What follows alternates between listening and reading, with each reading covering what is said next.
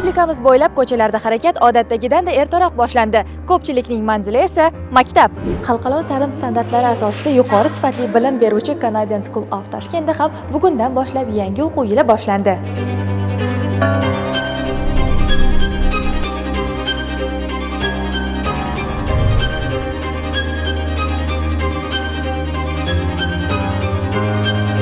Hozir birinchi dars matematika darsi. Raspisaniyanimizni berishyapti. O'zbekistonda hamma maktablarning eng zo'r maktabi Canadian School bo'ladi. Ustozlari zo'r, yaxshi. Menga shunisi yoqadi.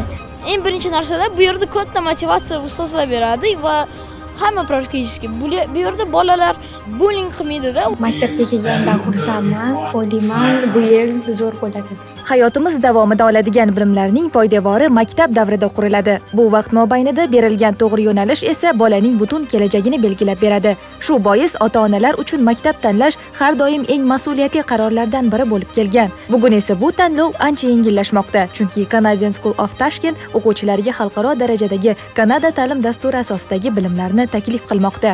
Bu maskanda farzandlar nafaqat zamonaviy ta'lim oladi, balki mustaqil fikrlash, dunyoqarashni kengaytirish va kelajak uchun zarur ko'nikmalarni ham shakllantiradi. Ularning barchasini esa bolalarning ota-onalari mamnuniyat bilan ta'kidlab o'tishdi. Farzandlarim AQShda tug'ilgan. Rosa o'yladik, qanaqa xalqaro maktablarga qo'yishni. O'zbekistonda hozir juda ham rivojlanish katta va xalqaro maktablar juda ham ko'p ochilgan. Ikkilanmasdan Kanadani tanladik. Juda xursandmiz.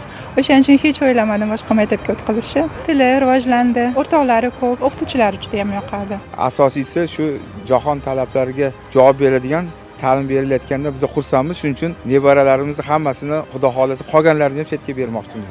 Canadian School dunyo darajasidagi ta'limni beryapti. Ayniqsa o'sha Nova Scotia degan ta'lim standartlari bilan darslarni olib borishi.